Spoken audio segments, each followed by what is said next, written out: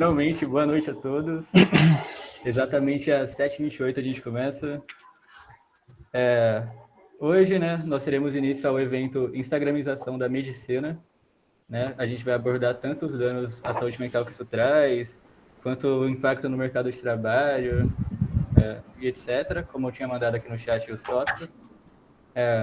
Os coordenadores desse evento, né, que vai ajudar aqui a professora a falar, vai ser eu, no caso, né, o Felipe Andrade, Rafaela Nogueira e Gabriel Souza.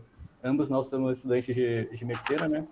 Nós iremos contar com a participação da professora Rayana, que vai... Eu não sei se todos vocês são da UFPB, mas ela é professora de genética lá.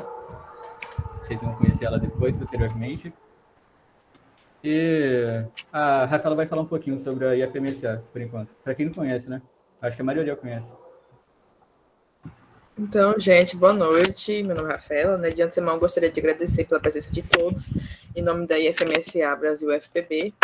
Nós somos uma ONG e organização estudantil que está presente em mais de 150 países, no qual realiza diversas ações sociais nas áreas de educação médica, educação e direitos sexuais e reprodutivos, incluindo HIV e AIDS, direitos humanos, saúde pública e áreas de pesquisa científica, sem contar a parte de intercâmbio estudantil nacional e internacional. E nós gostaríamos de agradecer também pela presença da doutora Rayana e também futuramente da presença da professora Lúcia, que ela ainda não conseguiu entrar. Já, como em som, já está chegando, calma. Eu vou esperar então a professora voltar para a gente começar aqui. Beleza. Quem não souber também o que é a IFMSA, vocês podem falar, né, com a IFMSA da sua faculdade. Tem a da UFPB, que é IFMSA é Brasil _ UFPB, Brasil com Z. E quem não souber, é só falar com o seu coordenador da sala, quem for de medicina, né, no caso. Falar com o coordenador da sala que ele sabe. Aí, a professora Rayana entrou, acho que o Gabriel pode iniciar. Se quiser passar as regrinhas também para o pessoal.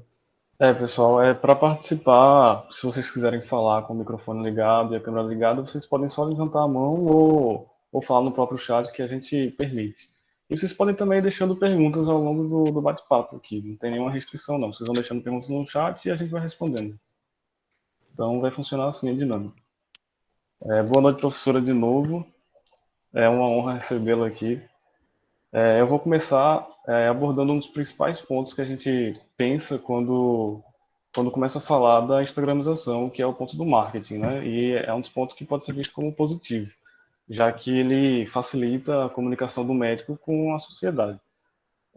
Aí eu queria saber se a senhora, como foi a experiência da senhora nesse quesito, se o marketing que você conseguiu com o Instagram ajudou nas consultas, a aumentar a quantidade de pacientes, esse tipo de coisa. Antes de chegar nesse tópico, eu vou comentar uma coisa, porque eu acho que todos vocês já meio que nasceram dentro das redes sociais, né? Mas existia uma vida antes das redes sociais, né? Antes de Facebook, antes de Instagram. Engraçado, estava voltando para casa aqui agora e lembrando que, para mim, começou por conta da IF. Porque a intercambista que eu recebi foi a primeira pessoa que eu vi que usava. Eu estava tentando lembrar se foi o Facebook. Eu acho que foi o Facebook, né? E aí, na época, eu vi que ela fez. E, assim, eu tinha um Facebook muito mais antigo do que todo mundo, porque era a minha forma de falar com essa intercambista. E, na época, qual que era a ideia das redes sociais, né? Vocês não pegaram, provavelmente, mas a gente usava o MSN antes, que era tipo Messenger, né? Com WhatsApp, você usava a internet. Eu peguei. Nossa, eu nem usava tanto computador naquela época. Minha mãe até controlava bastante isso, mas... tinha a questão do Messenger, que eu tenho muita saudade de balançar a tela para a pessoa me responder. Chamar atenção. Mas aí depois veio a questão do Facebook, tinha os depoimentos, e tinha as comunidades. E na verdade, Gabriel, a questão do marketing médico, do médico nas redes sociais, existia desde aquela época. Né? Claro que, assim, eu era aluna, né, de medicina na época que eu comecei a usar o Facebook, e... minto, até antes era Orkut, né? Era Orkut, meu Deus. Sim, Desenterrando as redes sociais aqui. Mas no Facebook, especificamente, Orkut eu não sei. Mas Facebook, especificamente, a gente já tinha vários médicos, né, que se movimentavam para produzir conteúdo lá, né? E assim, eu não tinha ideia disso, né? Porque nada disso eu comecei a mexer voltada para a questão profissional depois do Netgram mesmo. Mas eram milhares de seguidores que o pessoal tinha lá, que criava os textos e fazia mais ou menos que, às vezes, de um blog barra rede social, né? Então, eles postavam uns textos, eram textos em geral muito longos, e aí tinha as mães, as famílias que iam lá e comentavam. E aí, o que aconteceu com o que antes eram os blogs que o pessoal fazia mesmo, né? O que aconteceu com o Instagram? O Instagram, na verdade, se a gente for ver, era uma rede social para postar foto, né? E eu criei o meu Instagram, acho que 2011, 2012, tem um bom tempo já. No começo, não gostava muito, não usava muito, nem que não gostasse, mas não usava muito, pouca prática, assim. E depois eu acabei usando muito no Instagram, mas para fins muito pessoais. Então, era uma rede social que movimentava muito mais do que Facebook, inclusive. Eu alimentava, sempre gostei de foto, tudo. Então, eu acabava meio que pegando a manha do Instagram, né? Enquanto o pessoal realmente não postava tanto, tudo. Isso eu falo dos stories, quando surgiu, dos posts, de estar postando assim com frequência, de compartilhar coisas da vida, lá, foto de comida, de viagem. E aí, o que aconteceu? Quando passo agora para a parte profissional, né? Eu terminei a residência em 2018 e até então, isso foi em Ribeirão Preto, eu passei no concurso na época aqui para Campina e foi quando eu voltei para casa. E naquela época, bom, eu voltei focada com o concurso, mas eu estava aqui e comecei a atender consultório. E acreditem, eu passei 6 meses com 2 pacientes, dos quais um não foi. 2 pacientes marcados, dos quais um não foi. Naquela época eu não me estressava muito em atender, porque, enfim, eu tinha um concurso, eu estava terminando o meu mestrado, eu estava terminando meu mestrado, eu saí de um salário de residente para um salário de uma médica concursada. É bem diferente. Não é bem diferente, não, mas pelo menos o dobro era, vai. Então, assim, não tinha muito essa questão. E aí, na verdade, o Instagram chegou nesse momento, para mim, para ficar um cartão de visita mesmo, tá? Eu comecei a ver que o pessoal não sabia quem eu era, então, não tem um paciente, vou abrir aqui o meu Instagram para, tipo assim, as pessoas saberem onde é que eu atendo, né? Quem sou eu, o que é que eu fiz. Exatamente porque estava começando ali a movimentar um pouquinho mais isso. E aí, nesse momento, eu não mexi muito no Instagram, não. Eu abri, eu nem sei se ainda tem foto dessa época, assim, eu abri, literalmente, eu postava foto em congresso, foto apresentando pôster, dando aula. As fotos mais antigas aí, quem descer lá para o final vai ver isso, ainda tá lá. Quem foi stalkear lá, quem foi stalkear vai achar. Só que assim, não movimentava, né? Assim, até tentei começar alguma coisa de conteúdo, mas eu era zero assídua. Até porque, e aí essa foi a primeira grande virada de chave do meu consultório. Não foi Instagram, foi eu entrar em convênio. E aí eu bati muito o pé, eu não queria entrar, porque para a geneticista paga muito mal, nossa consulta dura muito tempo para o que eles pagam. Mas enfim, deu o braço a torcer e entrei na Unimed. E aí, eu tinha acabado de abrir, eu abri o Instagram talvez no final de 2018, eu entrei na Unimed começo de 2019, e aí nisso a gente mexeu, né? Então, a motivação para mexer ali foi caindo ainda mais. E aí passou 2019. Fiz o concurso da UFPB, terminei meu mestrado, enfim, comecei a viajar para o congresso, e o Instagram ficou lá realmente parado. Tem foto da época que eu apresentei o congresso, tem foto, eu não lembro se tem foto do meu mestrado, talvez tenha. Bom, ele ficou lá morno, até que, quando foi ao longo de 2019, eu comecei a atender em João Pessoa, que foi exatamente quando eu entrei para o concurso. E aí, algumas coisas que eu percebi. João Pessoa realmente praticamente não atende convênio.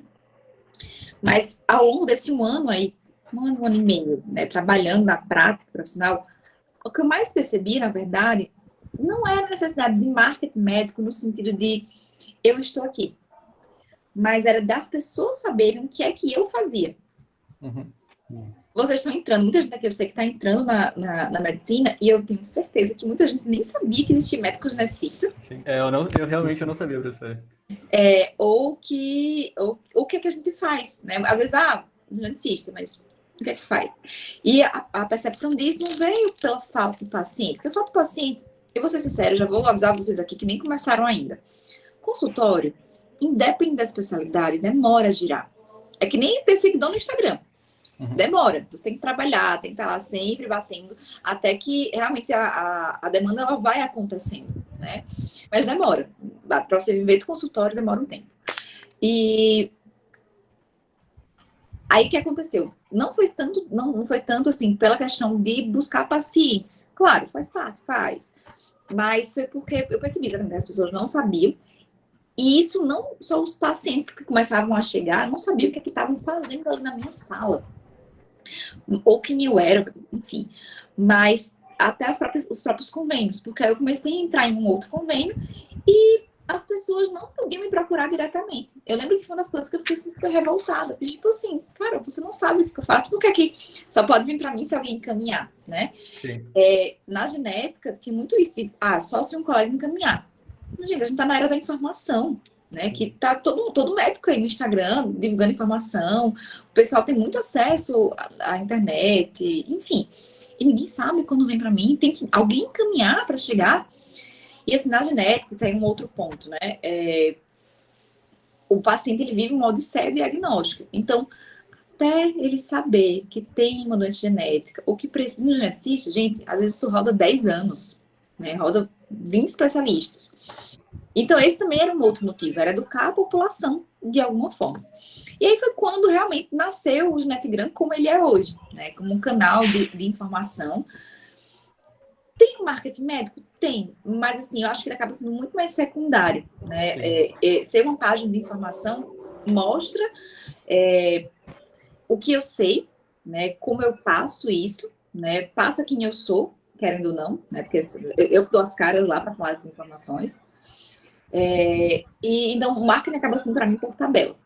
Claro que, né, para quem está aqui assistindo o que faço depois, lembrem que cada um tem a sua história no Instagram, né? Essa é a minha história, né? Começou aí, enfim, para trazer informações sobre genética, mas hoje mesmo, eu tenho uma amiga que entrou no Instagram oficialmente hoje, ela fez o primeiro post dela hoje, para se divulgar enquanto médica, né? Faz mais de um ano que eu bato na tecla dela, eu falo assim, eita, faz o teu perfil.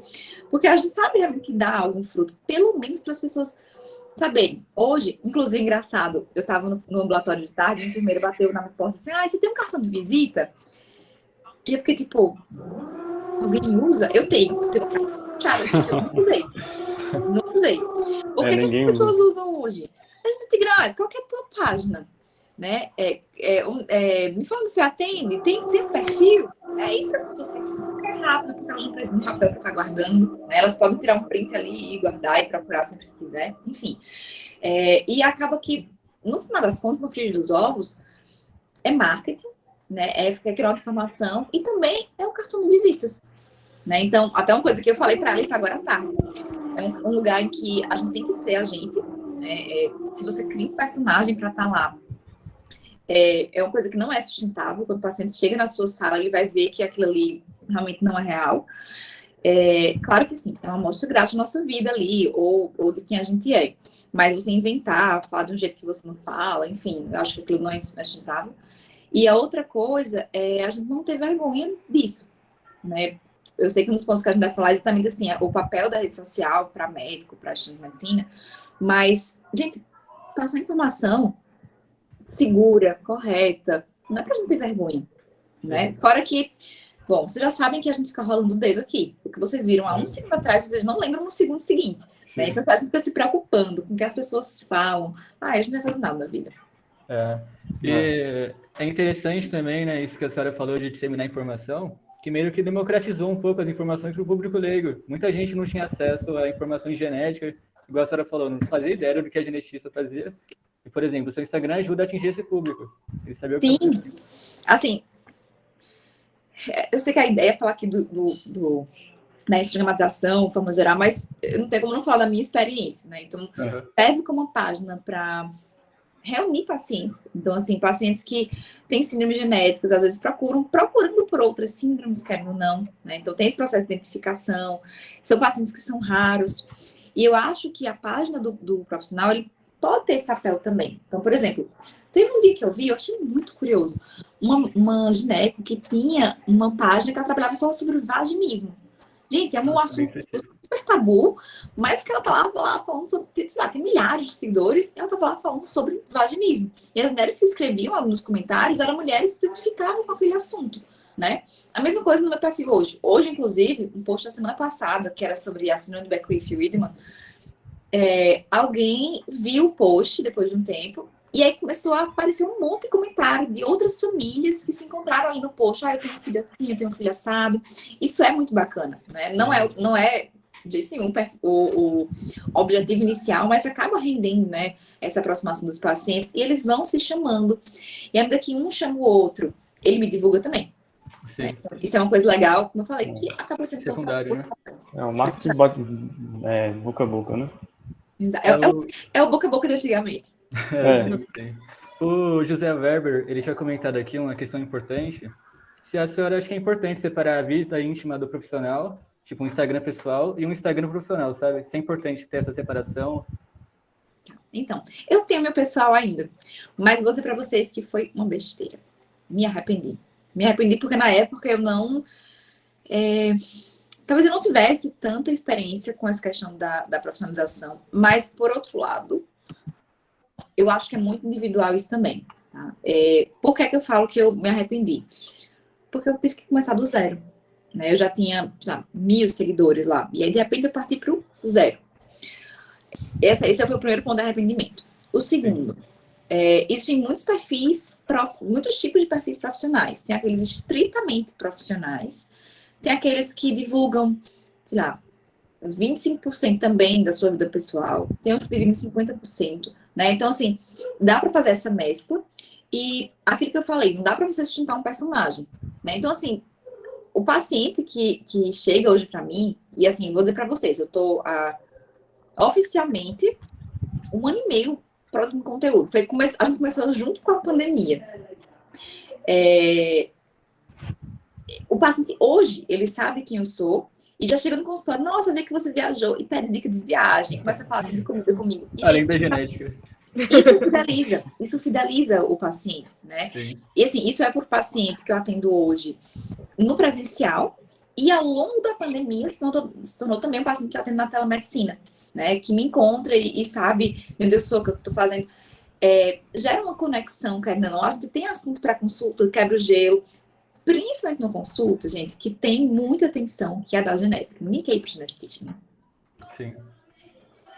E é legal isso que a senhora contou, da ligação da instagramização com a telemedicina, né?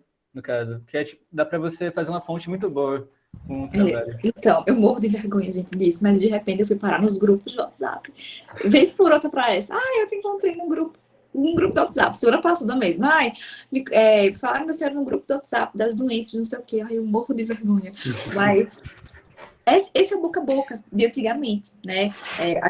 Aqui em Campina, pelo menos, né? Que sou de Campina, tinha isso. Fui para fulano, e na escola as mães comentavam, né? Os grupos de amigos comentavam. E, bom, acabou que isso virou uma rede social. Né? Antigamente, quando as pessoas iam passar para o médico, que elas perguntavam, iam atrás de alguém que era paciente daquele médico. Né? Hoje em dia, o que elas fazem? Vão olhar o Instagram do médico. Sim. É verdade. A gente falou bastante sobre os pontos positivos, né? Por exemplo, você consegue expor sua imagem para o público, você consegue ajudar mais pessoas, você consegue se mostrar a sua especialidade para o público, às vezes não conhece. Mas aí também tem alguns empecilhos que impedem alguns profissionais de entrarem, né, nessa instagramização. Por exemplo, a gente sabe que os médicos, em geral, eles têm pouco tempo disponível para as coisas. A senhora deve ter vivido isso. Você vive ainda. Você está no internato, você está cheio de coisa para fazer, ou você está preocupado com a residência, com o plantão, e aí depois você está preocupado com a família, e aí não dá muito tempo, né, para você conseguir focar na instagramização. Eu vou te falar uma coisa, assim, até eu conversava esses dias com os colegas isso. Eu, sinceramente, não sei como teria sido meu curso se eu tivesse uma página no Instagram na minha época da medicina. Porque eu acredito que todo mundo que está aqui tem um perfil. Uhum. E todo mundo sabe que já perdeu tempo passando feed, olhando story.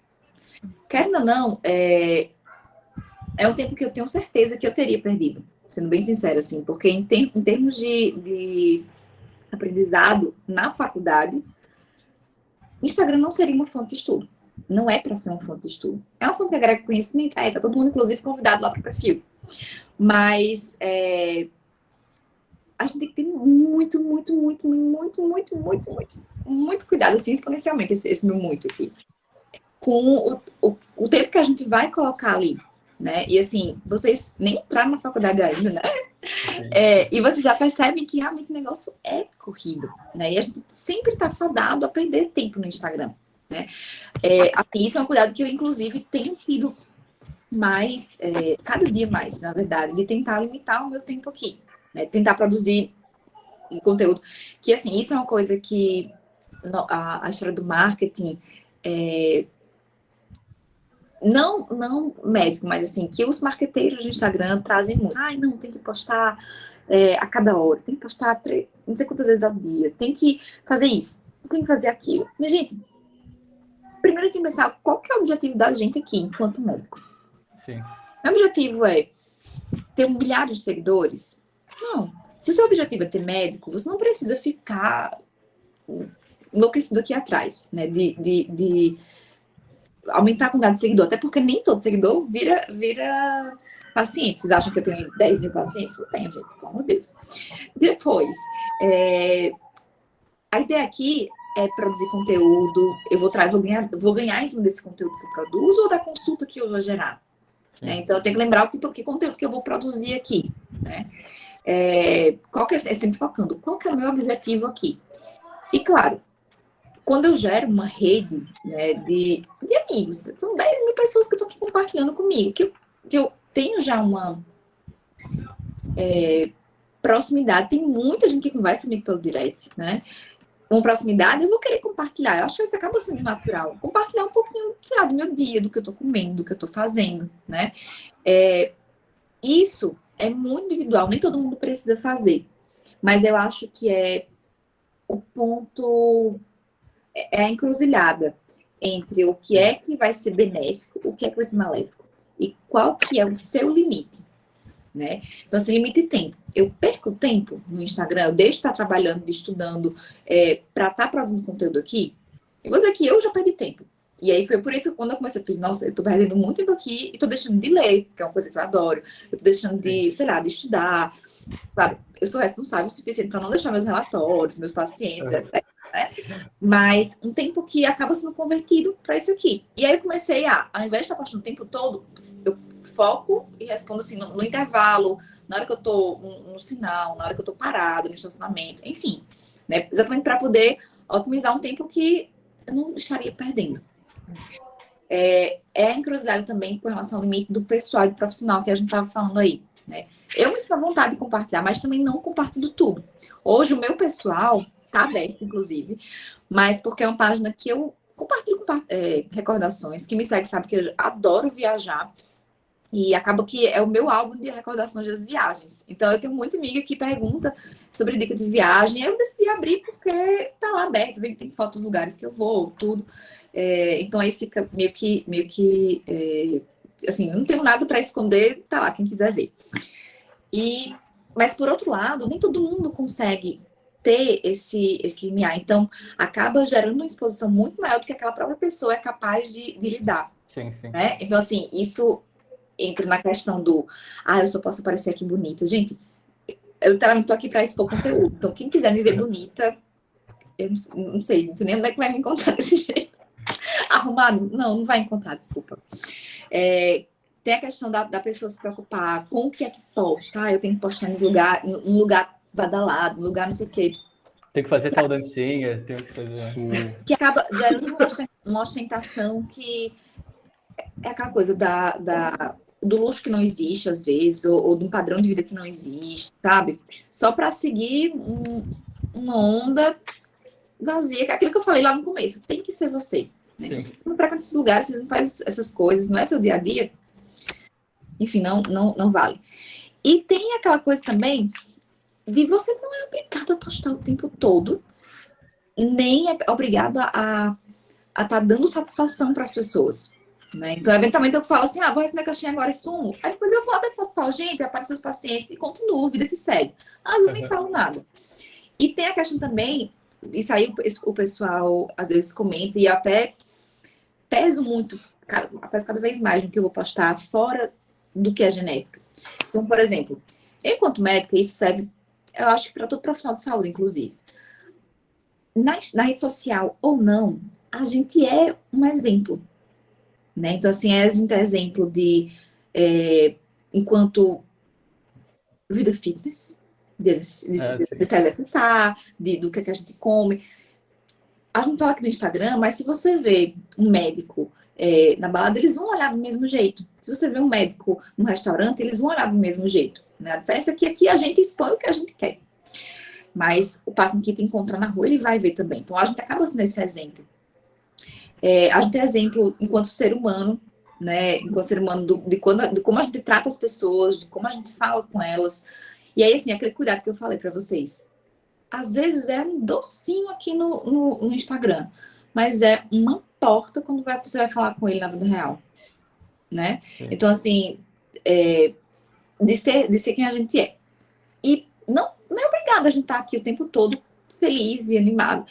O que também não quer dizer que eu preciso me fazer feliz para mostrar para as pessoas que eu estou feliz. Eu posso simplesmente me ausentar, né? Isso é uma coisa que eu, até ano passado, uma vez eu comentei, que alguém comentou assim na caixinha, eu vou estar sempre de alta astral. Não, gente, eu venho aqui quando eu estou feliz, quando eu estou animada e quando eu estou afim, né? Não quer dizer que eu estou sempre afim. E aí, assim, no começo eu postava muito. Eu faço exercício regularmente. E eu achava que era uma forma de estimular as pessoas. Sabe assim, tipo, posta minha foto na academia, posta minha foto que eu tô comendo.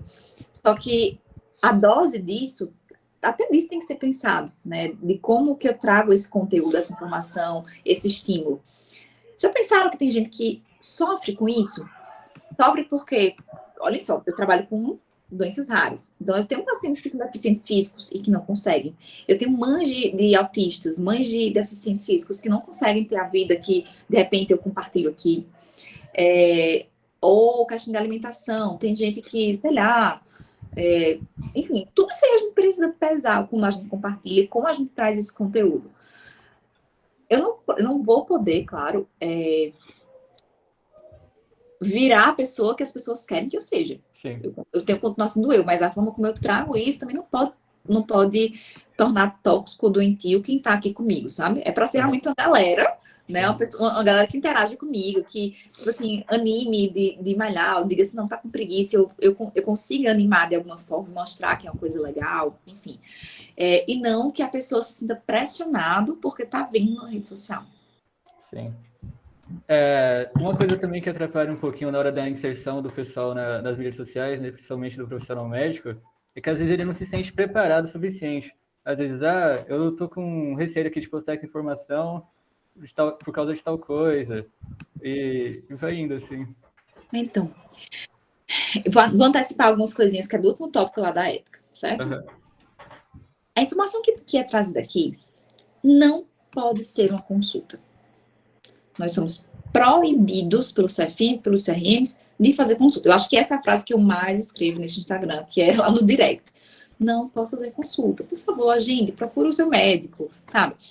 A gente não pode fazer consulta. Então, assim, se você está agindo dentro dos seus limites éticos de trazer informação que você pode comprovar a fonte, que você consegue, sabe, que ela é real, que não é uma coisa da sua cabeça, não tem para que você estar inseguro. Tá? Eu acho assim que existe realmente essa questão da exposição, né? E assim, a gente esquece qual o alcance que a nossa informação tem. Muitas vezes porque a gente tá com medo do que as pessoas vão pensar da gente, né? Mas assim, a pessoa não tem esse pensamento quando tá lá no consultório falando aquelas informações para o paciente, né? Claro que é muito individualizado, a gente tem que pensar o que é que aquela pessoa vai tá escutando num contexto diferente ali na consulta. Mas o medo é muito maior, muito mais do que só questão profissional, eu acho, sabe? Agora a professora Lúcia entrou, exatamente agora. Eu vou pôr ela na tela. Se a senhora quiser se apresentar, professora, para o pessoal.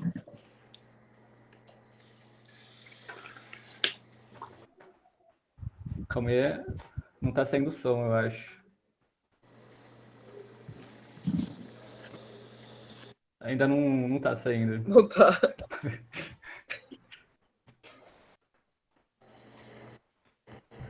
Nada. Nada ainda. Enquanto isso... Tá, vai trocar o fone, ok. Tá, vai trocar o fone, certo. tá. Enquanto isso, a gente vai seguindo um pouquinho aqui. Deixa eu só pôr a professora de volta aqui na tela da gravação. Eu acho que a Rafaela tem algumas questões, né, sobre saúde mental para levantar sobre isso. Sim. Então, professora, como essa exposição causa danos à saúde mental? De quem? A exposição dos médicos, por exemplo, dos estudantes de medicina, no ponto de, por exemplo, eu mesmo já vejo muitos estudantes de medicina já transformando o perfil, né? E eu já sinto uma pressão muito grande. Então, como eu falei, se fosse eu, Rayana, pelo que eu me conheço, não sei se teria sido uma coisa saudável para mim. Porque, como eu falei, não é nem ter perfil profissional, porque, gente, aluno de medicina não é profissional, nem aluno de nenhuma outra especialidade. Você pode até compartilhar informações, mas não é profissional, né? E tem que lembrar que aquela história, né, de ter medo, a gente tem que se responsabilizar por tudo que a gente escreve, né? Em todos os sentidos. Então, tem que ter esse cuidado, lembrar que não é um perfil profissional. Mas, enfim, eu acho que eu esqueci a pergunta, faz de novo. Ah, sim, os medos. Gente, eu falo demais, pelo amor de Deus. Me segurem aí. De novo. Dando à saúde mental, professora, devido à exposição excessiva nas redes sociais. É o dano ao médico. Então, assim, tem a pressão de produzir conteúdo, né? Como a gente tá falando, que não é a pressão saudável, né? De você tá ali o tempo todo, eu tenho que pensar o que eu vou postar, eu tenho que pensar o que é que eu vou botar nos stories, eu tenho que pensar, sabe? Isso não é legal. A pressão de você aparecer, né? Eu acho que, à medida que as profissões foram chegando no Instagram, que lembrar que não é o objetivo do Instagram ser um negócio profissional, mas que virou uma ferramenta, e ok. Mas que eu acho que virou muito essa questão de estar aqui o tempo todo. E aí, assim, eu tenho que lhe fazer um lembrete, que se você quer ser conhecido, você precisa ser visto, né? Então, se o seu objetivo aqui é fazer o marketing, você tem que dar as caras de alguma forma. Não é obrigado você botar a cara a tapa aqui, até porque nem todo mundo é tão desapegado, nem eu que apareço descabelada às 6 horas da manhã, mas as pessoas querem realmente aparecer bem, querem trazer essa imagem profissional. Então, tem mais gente que não quer botar a cara e vai trazer informação, mas tem medo do que as pessoas vão pensar. Então, assim, isso gera uma angústia, né? De, eu tenho que fazer isso. Quando, na verdade, de novo, eu acho que você tem que ser quem você é e pensar no seu objetivo aqui no Instagram. Né? Se o seu objetivo é compartilhar informação, se é buscar paciente, isso ajuda a poupar a questão um pouquinho do dano para o profissional, eu acho. Para o aluno, eu acho que pode ser uma ferramenta, por exemplo, assim, estou estudando tal assunto, vou fazer um resuminho, vou postar lá, porque é uma forma de me ajudar, ou vou postar a forma de organização, mas isso não pode, em hipótese alguma, ocupar o lugar, né, assim, tipo, o aluno achar que essa é a profissão dele agora, para dizer com tudo. Não, pelo amor de Deus, a gente precisa de médicos bem informados, minha gente, pelo amor de Deus. Os médicos do futuro não podem ser formados à base só do que a gente vê no Instagram, né? Aí eu vou uma outra coisa, esqueci.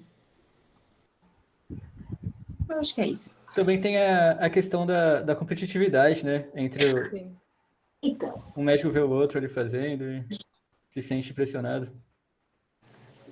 também, mas qual que é a pressão? Aquela história. Quem tá ali, gente, tem perfis de milhares de seguidores que a pessoa não tem consultório cheio, que a formação da pessoa não é boa. E para piorar, a pessoa, assim, é uma palavra forte, mas, gente, é um charlatanismo que roda aqui, que não tá no gibi, né? Porque talvez vocês não tenham muita noção ainda, para quem não entrou no curso ainda, mas o tanto de coisa sem evidência científica que tá nessa rede, na internet, na verdade, não é Dr. Wong, esse pessoal aí. Nem sei. Mas, assim, essa pressão, a gente tem que entender, tem que ter uma cuidado de onde é que ela vem. Eu acho que a única pessoa que pode estar pressão em alguém é a gente mesmo e lembrar sempre do nosso objetivo aqui. Sabe assim, não perder de foco o ponto de partida, porque se a gente passa para de se promover enquanto profissional, para querer milhares de seguidores, porque quer virar um blogueiro, a gente já perdeu o foco. Assim, professora, por exemplo, nesse ponto da danos à saúde mental, a gente sabe que existe uma pressão social em relação ao médico, por exemplo, que ele tem que estar sempre bem vestido, bem arrumado, ele tem que manter tipo, um alto padrão. Aí, nesse ponto, sabendo que existe os dados em relação ao suicídio entre médicos, estudantes de medicina, é muito maior que na sociedade em geral. A senhora acha que essa exigência do alto padrão afeta? Acho que afeta, mas eu vou ser sincera, eu acho que, apesar do Instagram, algumas pessoas talvez já comecem a perceber que, gente, não é para médico estar no sal o tempo todo, estar no paletó o tempo todo, né? E não necessariamente, isso é uma coisa que os pacientes têm muito mais dificuldade de perceber, né? Por isso que muitas pessoas ainda mantêm esse padrão. O conhecimento não é refletido pela forma como você está vestida, né? Então, assim, o médico, eu já vi, médico de rasteira, assim, a pessoa inclusive estava arrumada, né? Era uma médica, uma ginecologista que estava lá arrumada, mas assim, estava numa rasteirinha, com uma bolsa de marca, assim, mas trazendo também essa questão de que a formalidade do ambiente médico, às vezes, gera um degrau na relação do médico-paciente, que ao invés de você aproximar, de você conseguir estabelecer essa relação, você se coloca superior. E a gente sabe que cada vez mais, o que a gente até já conversou aqui, o conhecimento ele está horizontalizado, né? Então, assim, todo mundo tem acesso. Claro que eu, com a minha formação, com a minha especialização, eu vou ter um olhar diferente que vai ajudar o paciente no diagnóstico. Mas você já tem noção do tanto de gente que chega já com um diagnóstico na mão, com todas as informações na mão, e que eu vou estar ali do lado, e não acima do paciente. E aí eu acho que a gente tem conseguido quebrar um pouquinho esse mito. Claro que eu não estou usando aqui porque é para todo mundo ir de havaiana, atender, descabelar. Não. Até porque o cuidado com a imagem reflete o cuidado que eu tenho em atender aquela pessoa, né? Então, o paciente que vê que eu pintei o cabelo, que eu maquiei, sabe que eu estou preocupada em atendê-lo com uma boa imagem, né? Assim, eu não estou deixada com o meu trabalho, né? E fora assim, pelo menos para mim, eu estar me sentindo bem também me faz entender melhor o paciente. Então, tudo isso aí tem que ser levado em conta. Agora, com relação à taxa de suicídio, nossa, é um fator tão complexo, tem tantas coisas que a gente pode estar nessa balança, mas que, sim, eu acho que a competitividade conta, a pressão que a gente recebe de várias formas conta, né? E, sim, tem que ter muito, muito, muito cuidado. Por isso que eu acho que antes de qualquer pessoa pensar em colocar o pé aqui, ter um autoconhecimento, entender os seus limites, entender quem você e como você consegue reagir a essas pressões, sabe? E claro que nada impede também que você conheça isso durante o processo, né? Se você consegue ter essa flexibilidade. Eu acho que a professora Lúcia já pode se apresentar agora. Por favor, Lúcia, fale, porque eu tô aqui falando sozinho com esse menino, pelo amor de Deus. Se a senhora quiser ligar o microfone, professora Lúcia, pode ligar para tentar. Aí a gente vê. Estão me ouvindo? Aí, agora sim. Agora Ai, que bom. Gente, que maratona até eu chegar aqui. Mil perdões. Rafaela, Nada. você é maravilhosa. Obrigada por essa oportunidade, por ter lembrado de mim. E me perdoe. Eu realmente foi uma maratona. Da hora que eu vi a ligação até chegar aqui. Mas, enfim, gente, perdão aí pelo atraso. E vamos lá, né? Eu sou Lúcia Costa, sou socióloga e atuo como professora de sociologia no IFRN do campus Parnamirim, né, no Rio Grande do Norte. Estou muito contente de participar com vocês, né, desse momento, viu, Rayana? Feliz por estar compartilhando esse bate-papo, né, com você. E especialmente agradecer a Rafaela, né, porque Rafaela foi minha aluna, né, a gente trabalhou 4 anos juntas, porque ela foi minha bolsista, né, lá no projeto de extensão. E assim, dá muito orgulho a gente ver os alunos, né, seguindo seus caminhos, fazendo sua própria história. Isso é muito importante, principalmente como docente, né, que eu estou lá no ensino médio, a maioria dos meus alunos são do ensino médio, então a gente está exatamente naquela fase, né? Eu digo desde sempre para os alunos, eu vou estar sempre aqui, vocês vão estar sempre passando, né, por mim, porque eles seguem, né, a história deles e a gente vai lá recebendo a cada ano novos alunos e a gente vai vendo esse fruto, né, do trabalho coletivo que a gente tem numa escola, especialmente como o IFRN, né?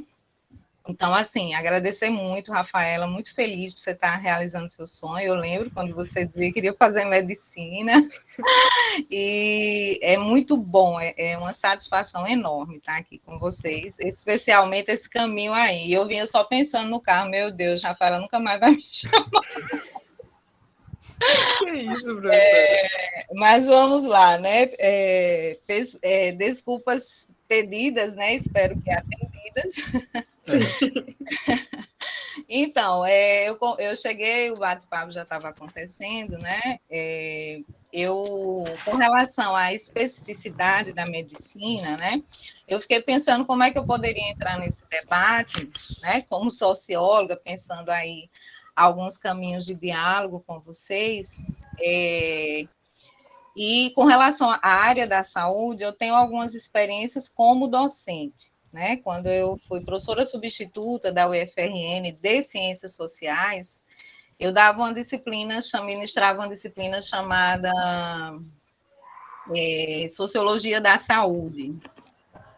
Não sei se Rayana chegou a cursar alguma disciplina na área, na sua formação na área das ciências sociais, mas é uma disciplina que geralmente tem em todos os cursos. E eles mandam, né, os professores que estão começando, né, eu era professora substituta, início de carreira, e eu ministrava aulas para a área da saúde, né? Então era medicina, enfermagem, odontologia, né? Imagina aí o sufoco, né, para chamar a atenção dos alunos para uma área que aparentemente é tão distante, né, da área da saúde, né? E eu era no tempo que eu era confundida com os alunos. Isso não acontece mais, eu morro de saudade, né? Porque né, eu não sei se Rayana ainda passa por isso, né? Mas eu já estou cheia de cabelo branco, resolvi não pintar mais, aí eu não sou mais confundida com os alunos, né? Mas nessa época eu era, porque faz uns anos isso, né? E aí depois eu fui trabalhar, né, em faculdades privadas, e também ministrava disciplinas na área de ciências sociais, em áreas da saúde, né, fisioterapia, e áreas que exigem mais diálogo, por exemplo, como a área da assistência social. E depois eu fui para o IF, né? Minha experiência no IFRN, que foi como substituta também, inicialmente. E aí eu tive que dialogar com as tecnologias. E esse diálogo não acabou ainda, né? Eu tenho colegas que dizem que eu sou a socióloga das tecnologias, porque eu tenho um projeto, né, com o professor Álvaro, que Rafaela foi minha bolsista, que trabalha, né, com um Robótica. kit de robótica, né, um kit de robótica com materiais reciclados, né, com material reciclável, para dar noções de áreas como mecânica, eletrônica, né, trabalhando a questão social de formação cidadã e preservação do meio ambiente e tal, né? Então, inevitavelmente, a minha área acaba sendo uma área que força o diálogo, né? Mesmo que a gente não preveja isso, acaba acontecendo na nossa trajetória profissional, né? E quando a Rafaela me chamou, eu fiquei pensando, né, nesse diálogo que a gente poderia fazer. E aí eu não sei por onde vocês começaram, né? Porque eu cheguei atrasada, mas eu tenho algumas coisas aqui que eu andei pensando, inclusive a partir de algumas falas de vocês, mas de algumas coisas que eu também já estava abordando para a live, do ponto de vista do conhecimento, né? Inclusive, assim, eu estava com os amigos há pouco tempo e eles perguntaram, né? Como é que. Porque eu encontrei uma aluna lá onde eu estava. E ela trabalha num café, né? Ela trabalha num café e ela foi minha aluna quando ela cursava serviço social. E aí eles perguntaram, né? E aí, geralmente, os alunos nos reconhecem, né? Às vezes a gente não consegue reconhecer todos os alunos, mas os alunos nos reconhecem sempre, né? Inclusive, às vezes você está de férias num lugar bem distante, você ouve aquela vozinha dizendo, né? Professora! Né? E você faz, eu não acredito, né? E aí eles perguntaram, né, sobre meus alunos, se eu já tinha alunos formados e tal, né? E aí eu chamo a atenção para essa questão do conhecimento, né? Porque, como eu estava falando, essa aluna me encontrou, e a gente conversou assim rapidinho, apresentei aos meus amigos, e aí eles perguntaram, professora, seus tem contato com os alunos e tal? Aí eu disse, olha, eu tenho um problema, porque eu não sou muito das redes sociais, né?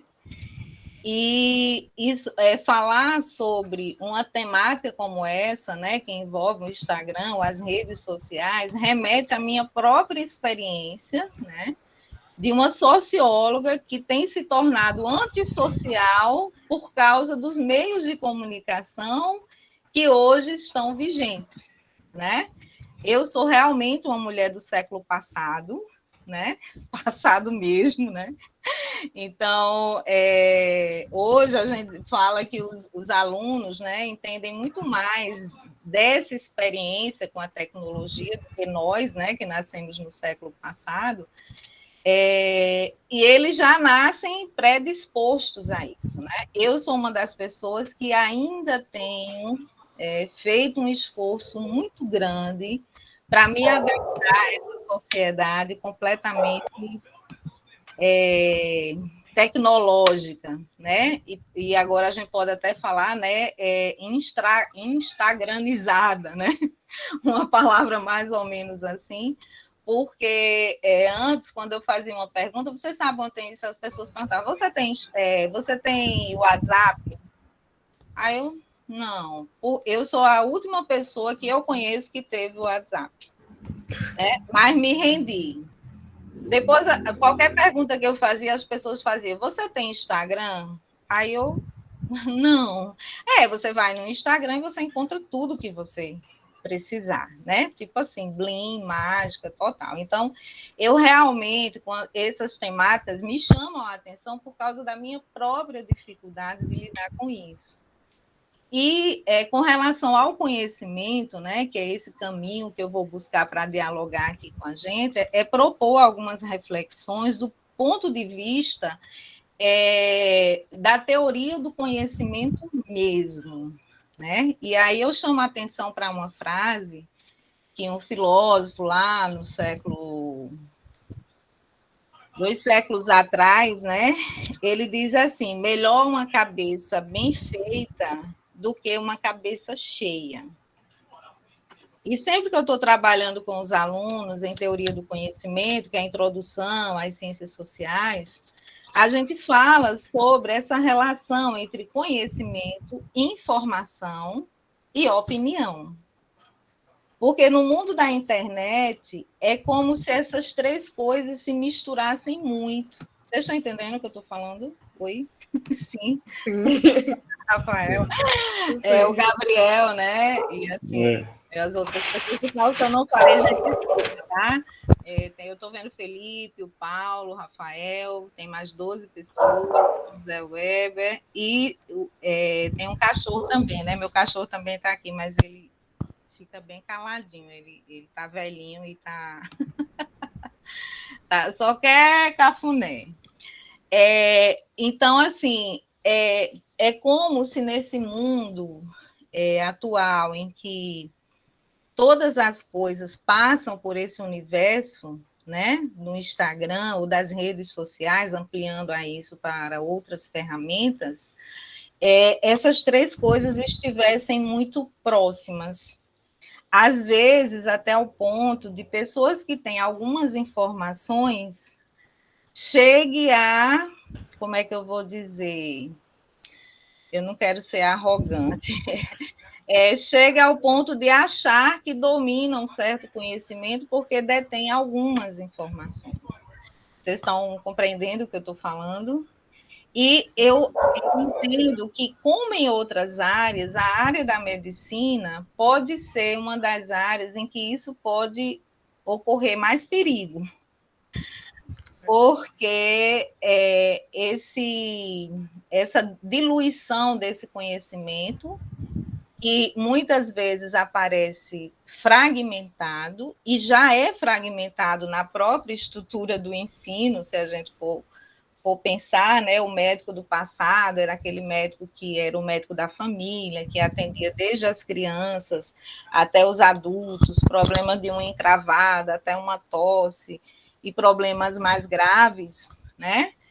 E esse médico, a tendência ao longo da história foi ele desaparecendo e tomando lugar os especialistas, né, que também já é uma discussão de teoria do conhecimento que envolve a área da saúde, e certamente vocês, né, conseguem visualizar isso talvez muito mais do que eu consiga de fora, né, que é a criação desse especialista que vai dominar cada vez mais uma parte menor do corpo, mas de forma mais aprofundada, mas que certamente terá dificuldade, né, de lidar com problemas mais gerais, né?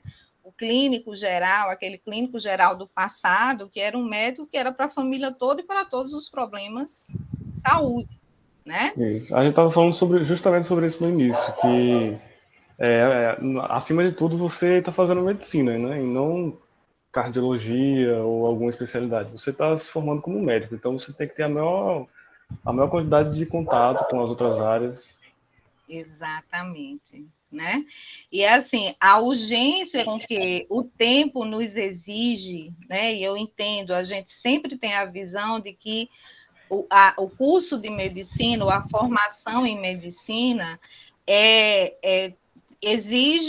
tem uma exigência muito maior de horas de estudo e de dedicação e tudo isso, e eu entendo que tudo isso deve gerar no aluno inúmeras preocupações, né? Que às vezes começam, inclusive, antes de passar, né? Antes de estar fazendo o curso, já tem essa preocupação. Eu tenho uma sobrinha que faz, né, medicina, e ela tinha essa preocupação antes, né? Que, enfim, dessa cobrança, né, generalizada de ter muitas horas de dedicação. E a forma como o tempo tem ocorrido hoje, não é como o tempo tem ocorrido, vamos melhorar aí.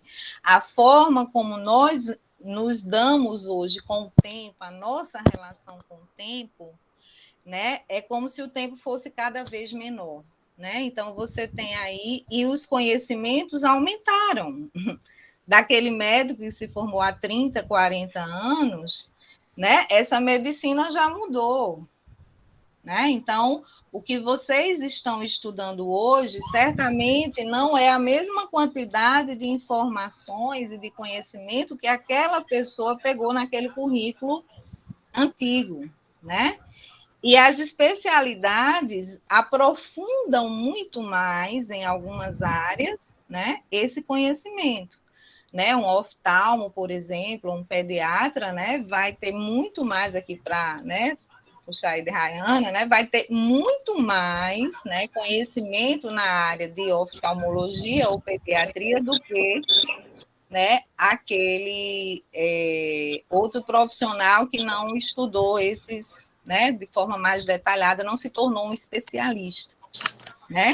Então, o que eu identifico como uma questão central, que a gente não poderia deixar de abordar, essa relação, né? Porque hoje a gente tem muitas informações que estão disponíveis na internet, desde como você deixar o cabelo mais hidratado com creme caseiro, né? Que eu tentei hoje, mas não deu muito certo.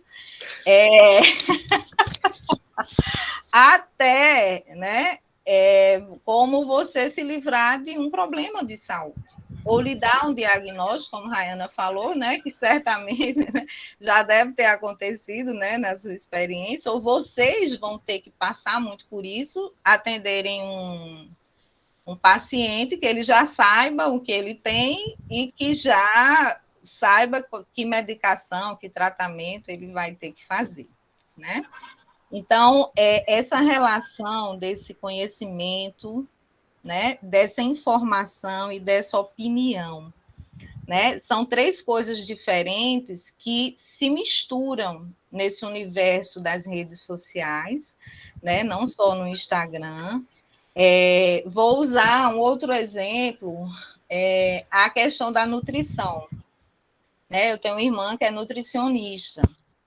Então, pelo fato também da gente ainda contar, né, no uso das redes com os bots, né? Me ajuda, Rafaela. Com os robôs, com, né, aquilo que vai, né? Como eu acabava vendo coisas relacionadas à nutrição, porque eu estava fazendo um tratamento, né? Nutricional, um acompanhamento nutricional, então aparecia muitas coisas para mim dessa área. E você tinha posters que diziam uma coisa e outro pôster que dizia uma coisa diferente do outro pôster. E todos eles com muito domínio e muita segurança, né? Então você fica, como é que é isso? Né? Então, acho que na área da saúde, isso acontece em todas as áreas.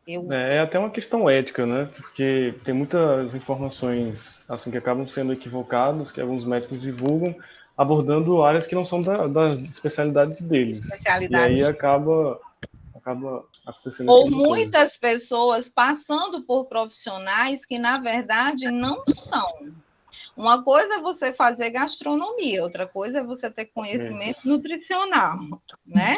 Ou inventando informação, né? Tornando. Achei muito legal você trazer essa questão da diferença de conhecimento, informação e opinião, porque tem muita gente que tem uma opinião e traz como se fosse informação.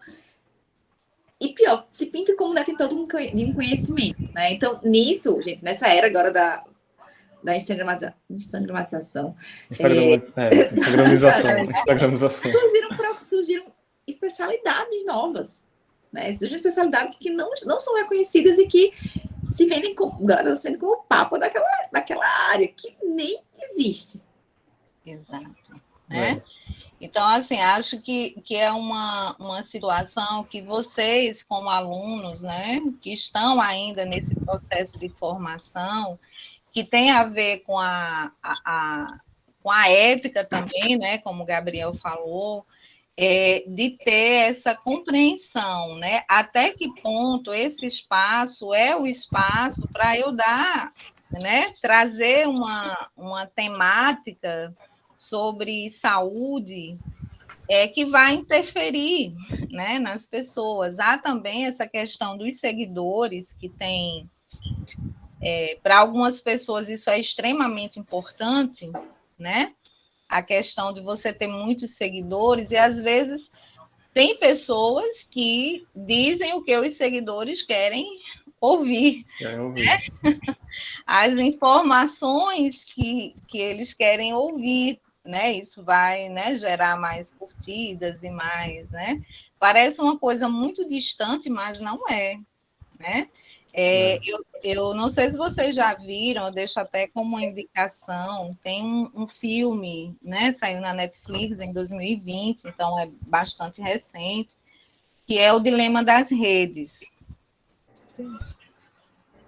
Quem não viu, vale a pena, né? Um documentário, na verdade, né? E eles falam tudo o que eu penso a respeito das redes sociais, né? Só que de uma forma mais agravada, né? Eu fico dizendo que eu tenho medo do meu celular, porque eu acho que ele escuta tudo que eu falo, mesmo quando ele não está ligado e tal, né? Enfim. Eu comecei a me achar, quando eu comecei a usar celular, eu fazia um trajeto enorme do trabalho até chegar em casa, né? E toda vez que eu ia arrumar as coisas para vir para casa, aí eu pegava o celular e ele começava a dar notícias de como estava o trânsito de lá para minha casa, né? Eu ficava, gente, isso é muito doido, tem alguém me perseguindo, não pode, isso, né? Até hoje eu tenho ressalvas e eu assisti Matrix, a trilogia, no cinema, né? Então eu tenho aí umas neuras. Mas o dilema das redes, ele traz argumentos de pessoas, eu não vou dar spoiler, tá? De pessoas que trabalharam em empresas, né? Relacionadas às redes sociais, e é o depoimento dessas pessoas, né? Elas falando, pessoas, por exemplo, que criaram, né? A pessoa que criou o legalzinho lá da curtida, né? E aí ele vai falar sobre isso, né? E ele não imaginava, uma das coisas que ele fala é que ele não imaginava que isso tivesse a importância que tem hoje, né? E as pessoas medem o sucesso ou o fracasso nas redes sociais a partir das curtidas, né? E tem pessoas que fazem de tudo para ter essas curtidas, né? Às vezes você pergunta para os alunos qual é o sonho deles, e eles falam, é ter 1 milhão de seguidores, né? São adolescentes. Então, esse é o universo, né? E esses adolescentes que estão com essa mentalidade, né, de que é importante você ter seguidores, e você, às vezes, apela mesmo para ter esse tipo de seguidores, você pode levar isso para a sua formação, né? E pode fazer essa mistura de uma maneira muito prejudicial, né? Para você como estudante, né? E para um público em geral.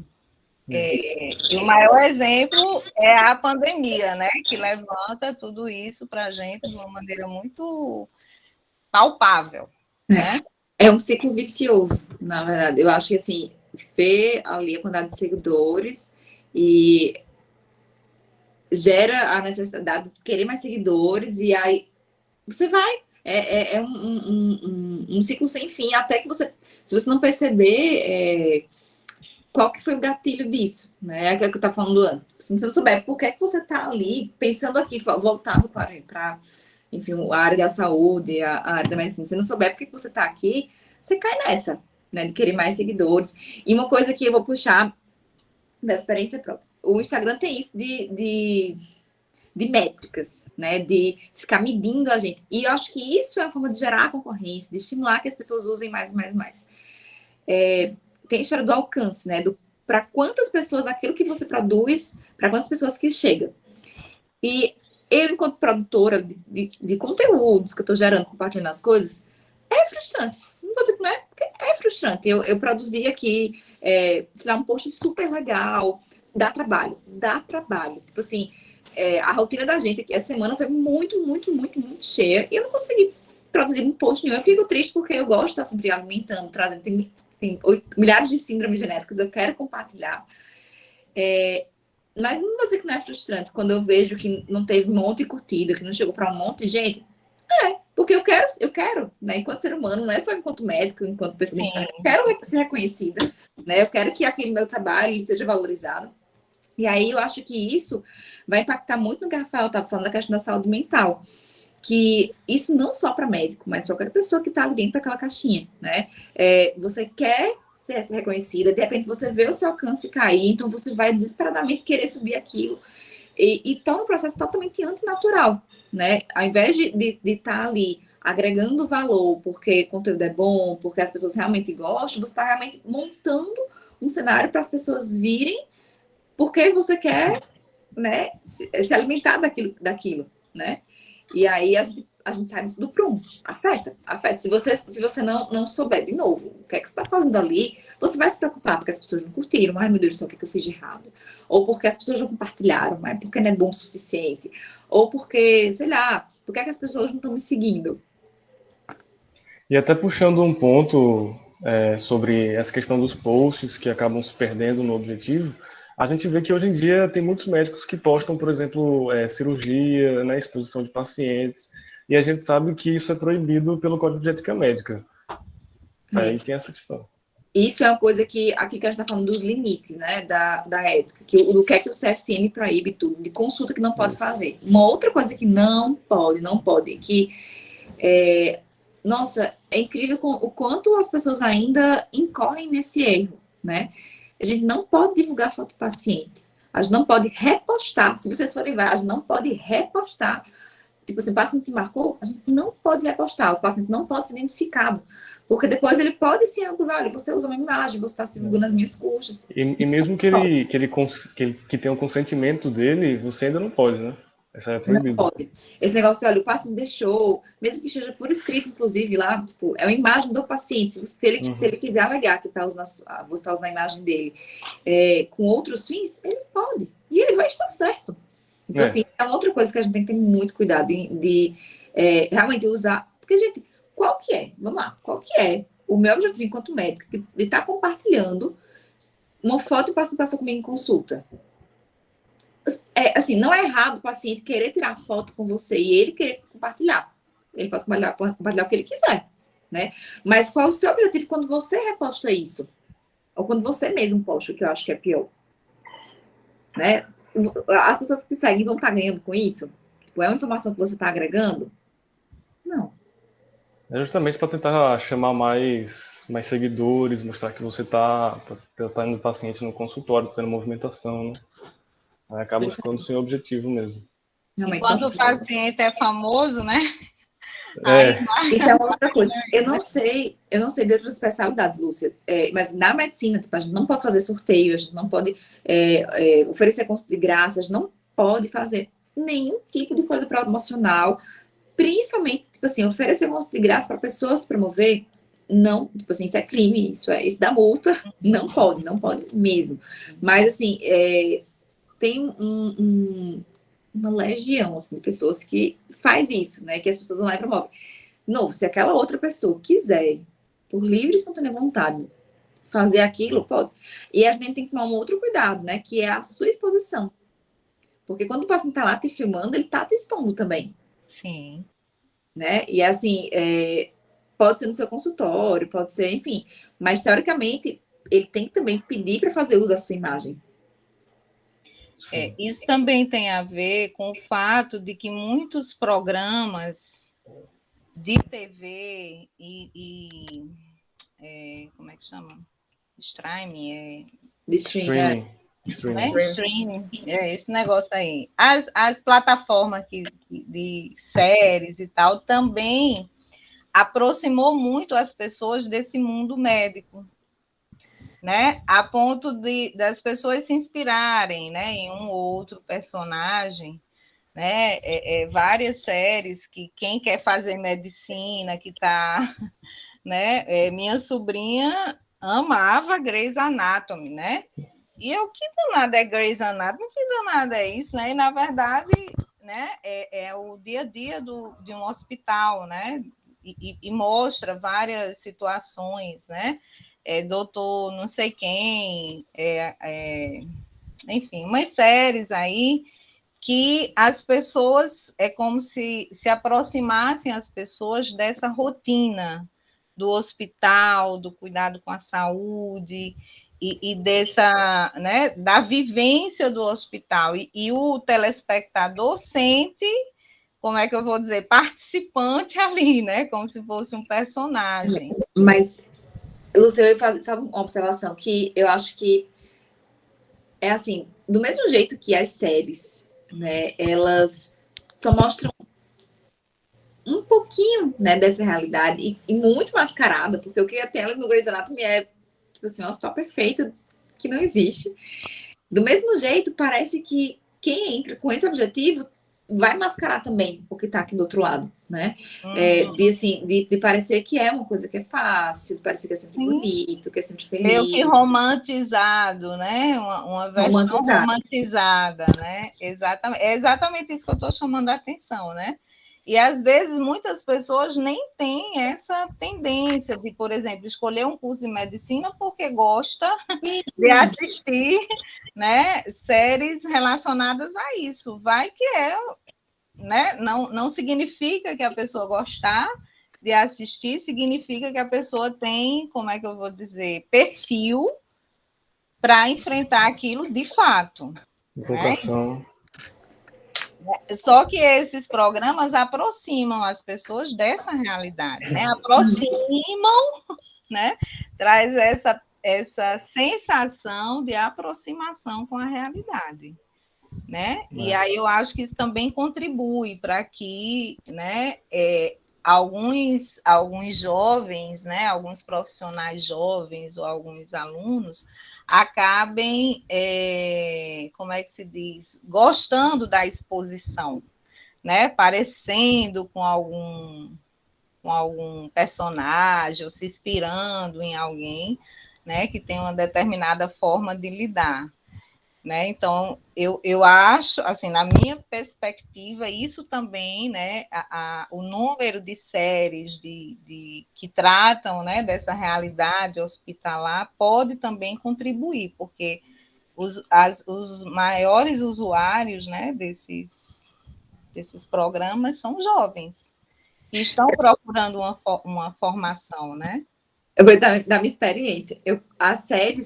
Quando as séries surgiram, as primeiras temporadas assim, de House, eu não cheguei a ver. House era Dr. House, né? Eu não sou da era Grey's Anatomy. Eu assisti House porque eram os casos difíceis, tipo o que eu faço hoje.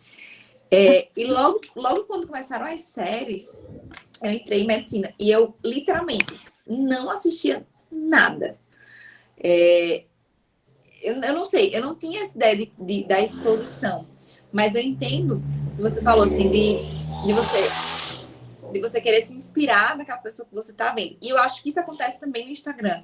Dos alunos verem profissionais que estão ali se expondo e se inspirarem, né? Não acho que isso é tudo ruim quando é uma coisa saudável. Tipo assim, quando você não quer ser igual porque, sei lá, porque a pessoa é famosa em milhares de seguidores, mas sim porque tem um trabalho legal, enfim, trabalho com uma área que você se afina. Eu acho que isso é legal. Eu falo, da minha experiência, assim, eu já tenho muitos alunos, isso é legal, até do Brasil inteiro, que vem direto e falam, olha, como é que é a sua rotina? Eu, tanto que, de vez em quando, eu trago aqui, eu compartilho o tipo de casos que eu vejo. Não sei se você chegou na hora que eu estava falando, acho que não. Que o meu perfil ele surgiu para divulgar a minha especialidade, né? Que é raro. E muita gente não conhece. Qual é, Rayana? Eu trabalho com genética. Sim, você é geneticista. E você tem experiência em pediatria também. Na verdade, não. Não? Só com genética mesmo. Eu atendo muita criança, porque tem muita criança com doença genética, mas minha formação é genética, e ponto. Genética, tá bom. E aí o perfil surgiu com esse objetivo de falar para as pessoas o que é que eu faço, porque muita gente não sabia, ou quando você tem que ir para a genética. E aí, naturalmente, começaram a chegar muitos alunos interessados, né, na área, querendo saber, conhecer mais sobre as doenças, tudo, e aí junto meus pacientes. Mas nisso de ter inspiração, muita gente vem falar assim, olha, fala um pouco mais sobre o seu dia a dia, o que é que você faz, como é que é a rotina, né? Então acaba sendo uma forma também de divulgar. Assim, a minha especialidade dela é rara, a gente tem, todo mundo tá no grupo do WhatsApp, se vocês terem noção, né? Então cabe todo mundo do Brasil dentro do grupo do WhatsApp. E ter esse canal também para compartilhar a minha rotina, para minha especialidade foi uma coisa boa, sabe assim, eu acho que eu me sinto útil também dessa forma. Mas é uma forma das pessoas conhecerem mais a área, já que é uma área bem específica e que, né, tem poucas pessoas formadas, né? Então é uma maneira também de divulgar, né? A gente está falando muito aqui da questão do marketing, acho que na hora que você entrou, do marketing médico, mas que, querendo ou não, se tornou também um meio de compartilhar informação, não meu conhecimento. Até falei para eles, não dá para a gente querer que os alunos saiam do curso formados em Instagram, né? Tanto que perguntaram aqui a questão de aluno ter Instagram, e eu falei que tem que ter muito, muito, muito, muito cuidado, porque você perde tempo e você perde o foco, né, ali dentro. E às vezes você acaba divulgando informação errada também. Porque tem muito perfil de Instagram de aluno que Pois não é, tem você, toda a é aquela coisa, experiência, você conhecimento. pode divulgar o que você quiser ali, desde que você se responsabilize, E né? se você tiver muito seguidor, qualquer um acaba acreditando, né? Quem é leigo acaba acreditando em qualquer coisa que você fala. Nossa, vida Covid, minha gente, meu Deus do céu.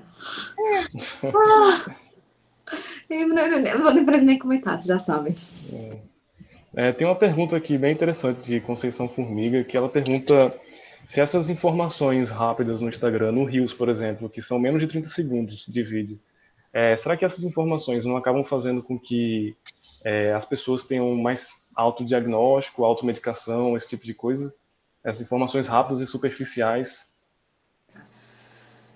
Aí que tá, é aquilo que eu comentei. Não se pode fazer consulta. Então, as informações que eu tenho muito cuidado na hora de responder caixinha. Porque aquilo que a gente traz, tanto que todas as minhas perguntas falam assim, depende. Né? A gente nunca pode trazer informação que possa induzir o paciente, né, a mudar a conduta do seu próprio médico, a ficar se autodiagnosticando. Então, tem que ter esse cuidado com o conteúdo que a gente gera ali, né? Claro que, às vezes é uma dúvida, tipo hoje chegou uma pergunta aqui assim, qual a diferença de acondroplasia para nanismo e hipofisário? Eu falar qualquer diferença, não vai trazer um prejuízo para o paciente. Disse, olha, uma é uma alteração óssea, outra é uma alteração hormonal. Né? Isso não vai trazer um prejuízo. Já uma outra que chegou, não respondi, vou responder depois. Chegou assim, eu me sinto muito culpada porque minha filha tinha uma mutação genética. Não, minha filha deu essa mutação genética de mim. Gente, vocês têm noção que tipo, a gente fica pensando, pelo menos eu fico pensando em formas de como trazer aquilo num espaço curto, pequeno, sem piorar o estado da mulher, né? Pensando que ela precisa realmente de uma consulta, né? E uma outra coisa, o que eu falar? Que assim, o Reels que você falou especificamente, eu vou mentir, eu fazia Reels para trazer algumas informações. Então, por exemplo, assim, essa síndrome causa isso, isso e isso. Mas assim, não é nem que é pouco tempo, é porque dá muito trabalho. E tem um alcance que nem sempre as pessoas conseguem realmente absorver aquele conteúdo. Então é um negócio assim muito complicado. Não é nem no sentido de auto-medicar, até porque as pessoas fazem isso independente do Instagram há muitos anos, né? Nem questão de se autodiagnosticar. Eu acho que depende muito de como você vai trazer a informação e o que é que você vai trazer. Eu simplesmente concluí que para a genética, pelo menos a forma que eu faço, não ajuda muito, sabe? Também tem a própria questão da cibercondria, né? Nesse sentido, de que você acaba vendo as informações, por exemplo, eu sei que, sei lá, dor no ombro é sinal de infarto. Aí você sente uma dorzinha no ombro e já começa a ter paranoia com esse tipo de coisa. Esse tema eu não conhecia, não, cibercondria. Para mim é hipocondria mesmo. Mas assim. É porque é hipocondria no sentido de ser virtual, né? Eu não acho que isso é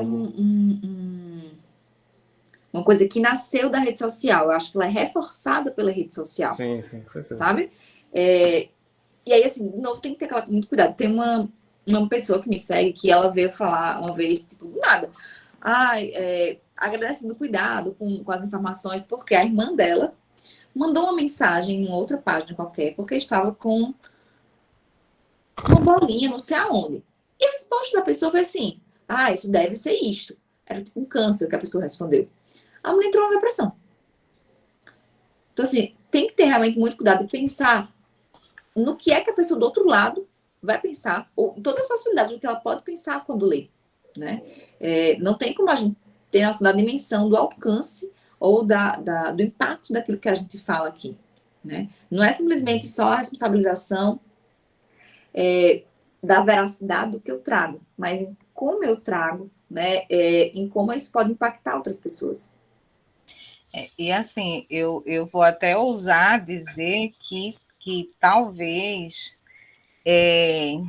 uma informação que a pessoa responde sem ter esse cuidado, vai ter a mesma credibilidade de uma que fosse respondida com todo o cuidado possível. Porque o outro não sabe se você está sendo zeloso ou não, ele vai acreditar naquilo que ele está procurando. Pois é, exatamente, as pessoas querem respostas que resolvam os problemas dela. Exato. Então, assim, eu, particularmente, eu sei que eu frustro muitas pessoas quando eu digo assim, depende. Depende, tem que passar em consulta, tem que avaliar isso direitinho. Caso Até porque o próprio conhecimento não é mesmo assim tão exato, né? Mesmo falando de biologia, ou talvez por falar mesmo, né, que está relacionada à fisiologia, à genética, enfim, todas essas áreas que envolvem, né, o corpo humano, não são realmente exatas, né? Então, e tem vários fatores, cada corpo é um corpo, né? Várias influências entram aí, e muitas vezes essa coisa que o Gabriel falou, né? Ah, uma dor no peito, né? Pode ser, né? Enfim, isso realmente pode gerar muitos problemas, né? E acho que a gente ter esse entendimento de que uma resposta sua, cuidadosa ou não, o outro vai considerá-la, né, a resposta assim, zelosa, né? o espaço de troca ali é extremamente limitado. Então, por exemplo, quando uma pessoa... Aconteceu isso hoje, inclusive. Uma pessoa, algum tempo atrás, algumas semanas atrás, mandou assim: ah, estou muito angustiado porque meu filho teve diagnóstico de mucopolissacaridose, MPS. E aí, daí eu respondi, fui acolhedora, tentei, né, ser acolhedora, aquela coisa, dentro do limite que um story me permite ser acolhedora. E aí depois, assim, em alguns casos eu procuro a pessoa no direito para tentar dar um suporte, dar uma orientação, né, porque eu acho que em alguns casos realmente isso merece. E aí, olha só, engraçado, como aquele espaço é limitado. Falei, dei dicas de associação, de pacientes, enfim, lugares para procurar mais informação. Hoje, a mãe me dá um retorno, né? Dizendo que não era aquele diagnóstico. Dizendo que era outro diagnóstico.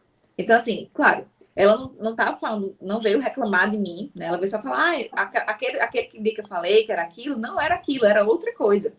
Então, assim, tem que ter esse dado. Claro que a minha resposta para ela não trouxe nenhum impacto. Tipo assim, ela recebeu a informação da associação, recebeu o acolhimento da doença rara, mas imagina se fosse um outro tipo de coisa que tivesse passado, né? Uhum.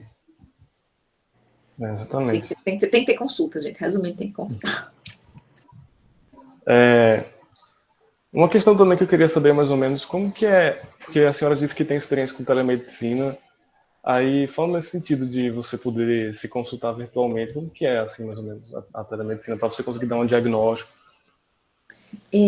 Eu era muito contra a telemedicina, e aí tem que lembrar que ela já existia muito antes da pandemia, desde 2018 que o CFM já estava com o processo de formalizar isso. E eu era extremamente contra.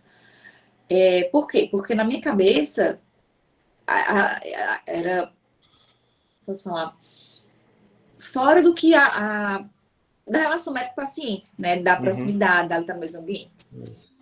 Só que o que aconteceu? Eu comecei a movimentar o Instagram tipo março, foi realmente na semana que começou a pandemia. E aí, gente, o volume de pessoas que não conseguiam passar em médicos, né, porque não conseguiam pegar avião, ou que tinham uma doença que limitava, e coisas que eu comecei a perceber que, nossa, isso eu não preciso estar examinando. Então, assim, pessoas com câncer, casais com infertilidade, coisas que dava para resolver. E aí resolvi dar a chance. E o que é que eu percebi? A telemedicina, para quem não conhece, não vou falar, é literalmente isso. É uma chamada de vídeo em que eu estou conversando com a pessoa, né? E que, assim, vai ter limitação? Vai. Eu não consigo medir. Não consigo medir perímetro cefálico, altura. Eu não consigo... deixa eu ver o que mais. Não consigo, sei lá. Na pandemia eu não vou nem conseguir mesmo, né? Abraçar o paciente, enfim, receber como a gente gostaria de receber. Mas eu consigo fazer um exame morfológico. Na parte da genética, para mim, isso dá para fazer. Então, assim, ver alguma dismorfia do paciente que eu tô olhando aqui, e eu consigo conversar. Isso é uma coisa que eu comecei a ver. Eu dei a chance, e hoje eu realmente tive que dar o braço a torcer, que dá para fazer um vínculo com o paciente, né? Então, assim, eu já tive paciente que veio sei lá, teve paciente de Londrina que veio bater aqui depois para passar presencialmente, resolveu marcar férias para me conhecer presencialmente. Por quê? Não porque a gente precisava do exame físico, mas porque a gente tem um vínculo tão grande que a pessoa resolveu bater aqui, marcou as férias aqui para Paraíba e resolveu passar, né? Então, isso foi muito bacana. Já deu para dar diagnóstico tudo que vocês imaginarem. Eu aprendi que dá para a gente ultrapassar esses limites da distância, né? Continua tendo limitação para exame físico? Continua. E a gente tem que reconhecer isso. Mas eu acho que eu consegui agregar um pouquinho mais com isso dentro do meu trabalho. Acaba que os benefícios valem a pena, né? Não sei se era essa dúvida, mas eu acho que no final, depende da especialidade, vale. Mas já tive colega que não se adaptou. Eu tenho uma colega cardio muito boa que ela precisa aferir a pressão, né? Então tem coisas, precisa ver a frequência cardíaca, tem coisas que ela realmente precisa. E ela falou, Ana, até tem colegas que conseguem fazer, mas eu não consigo me adaptar. Né? E aí ela realmente não fez. É porque acho que a telemedicina não é para ser vista como uma solução da falta de acessibilidade ao médico, mas sim como uma medida paliativa, vamos dizer assim, uma forma Exatamente. de você... Ontem, não, esses dias, agora semana, teve um paciente que passou comigo pela telemedicina, porque o convênio dela não tinha na cidade dela, na cidadezinha de outro um estado, nem lembro. A gente fechou o diagnóstico dela.